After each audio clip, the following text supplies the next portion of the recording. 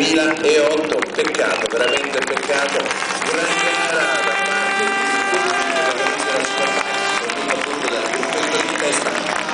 In terza piazza come detto Roger, quindi devo chiedere che a questo punto chiude, guadagna la posizione, adesso spalle cieca, un palo cieca un po' in ombra, dopo questa seconda marcia, dopo la sua battaglia per contenere il punto, alla fine ha avuto la meglio, chiude quindi il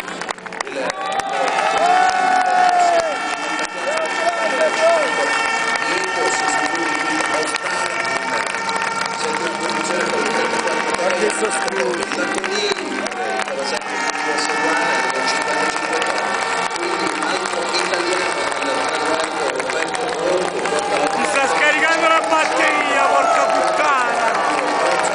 Ah, li sapevi